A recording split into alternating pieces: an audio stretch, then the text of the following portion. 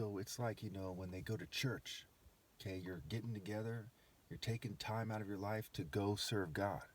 So you said, okay, to some degree, there's something to be said about it, but it's so weak that you're like straining out a gnat and swallowing a camel, okay, because you're supposed to actually be just and have faith. This is why in Revelation 2 and 3, Christ is chastising the churches and he says he's going to repay them according to their deeds. Revelation 19, they didn't have the righteous acts, the fine linen that stands for the righteous acts for the saints. Okay, so they weren't invited to the wedding of the Lamb, which is occurring in Revelation 19. So the parable of the wedding banquet and the wedding of the Lamb. Okay, so again, they do things in a way that makes it harder for me to explain, but if you don't know what I just said, then you're an idiot. The parable of the wedding banquet occurs before Revelation, okay, and Revelation clarifies it, and it says that the fine linen stands for the righteous acts of the saints.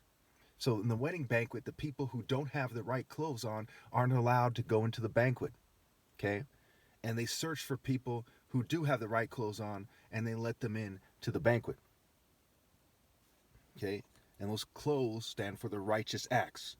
And in Revelation 20, it says you're going to be judged according to your deeds. So you actually have to be just, and you have to be faithful. And the mercy is a tricky one because it has to be a specific kind of mercy that is consistent with justice, which means there comes a point when people and their offspring are blocked out, and that is after my flesh dies. Okay. Woe to you, teachers of the law and Pharisees, you hypocrites! You clean the outside of the cup and dish, but inside you are full of greed and self-indulgence. Blind Pharisee, first clean the inside of the cup and dish, and then the outside will also be clean. Woe to you, teachers of the law and Pharisees, you hypocrites! You are like whitewashed tombs, which look beautiful on the outside, but on the inside are full of the bones of the dead and everything unclean. In the same way, on the outside you appear to people as righteous, but on the inside you are full of hypocrisy and wickedness. So they needed to get rid of their hypocrisy and wickedness and greed and self-indulgence to be beautiful on the outside and not just wear clothes and fancy, accessories, but to actually be righteous. The clothes don't matter. The physical clothes, the spiritual clothes matter. So this is spirit versus the flesh, righteousness versus mere human rules and traditions. Being a righteous person to make a nation great versus mere inventors and people who offer mere financial stability, the stability of the flesh, when God is in control of your soul and spirit, and that's what you need to be concerned with. Woe to you, teachers of the law and Pharisees, you hypocrites! You build tombs for the prophets and decorate the graves of the righteous.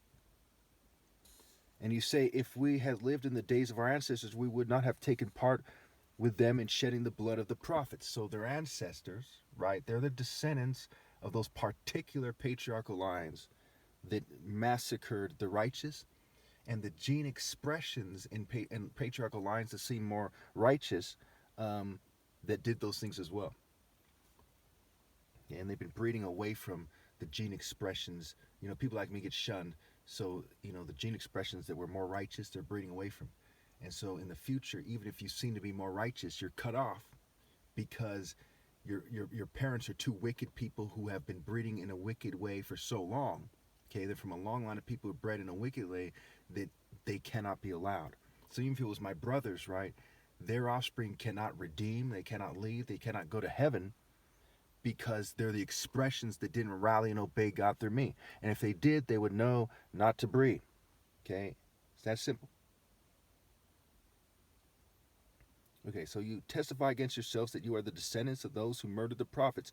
Go ahead then and complete what your ancestors started.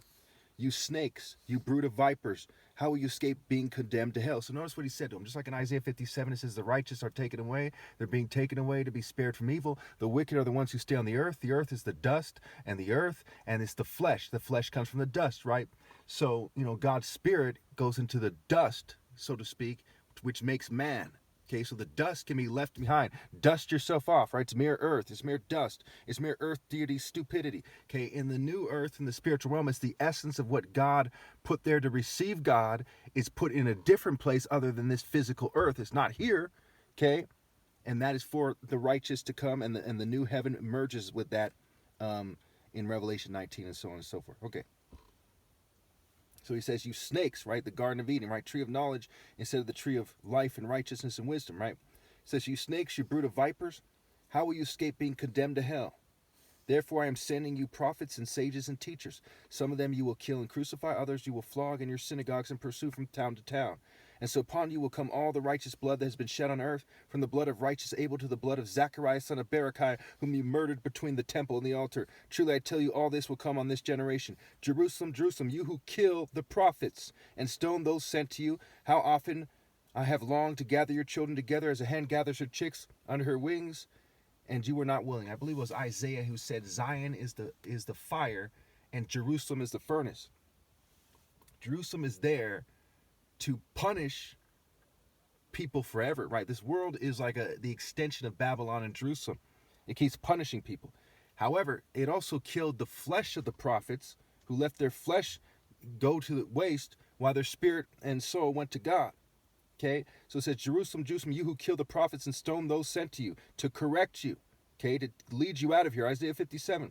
How often I have longed to gather your children together as a hen gathers her chicks under her wings, and you are not willing. Look, your house is left to you desolate, right? In Isaiah 34, God throws people into, God says he's going to throw people into the burning lake of sulfur, right? Isaiah is saying on behalf of God that people are going to go to the burning lake of sulfur. And the plume line and the measuring line are chaos and desolation. So he says, your people, your land, your planet, the things you hold dear, is left to you desolate, right? They are a burning lake of sulfur, okay? The burning lake of fire. They are the children of hell. It says in that other verse I went over in part 1, and I put on the screen, you know, it's like verse 15 or so. It says, you make them twice as much a child of hell as you are. So their spirit is the burning lake of sulfur. Their souls are rotting, they're burning, and when they die, they go to the source of that desolation and chaos, which is the real hell. And earth is just the top layer. For I tell you, you will not see me again until you say, blessed is he who comes in the name of the Lord. Thank you. Okay, let me just go ahead and explain that. What he's referring to is when people start acting like complete cowards and sniveling worms on their deathbed. And they say, no, we were wrong. No, wait, no, we bless you now. No, blessed is, blah! That's what it's getting at, okay? Because there's no other way to interpret that. It's not saying that one day they're going to correct themselves. It says, for those of you who do correct yourselves, yeah, that's that for that. But for the mass of them that he's really chastising, that he knows aren't going to change, he's saying, when you start whining like bitches and realize you're wrong when you're about to die or something, and when you've just died and you're being judged,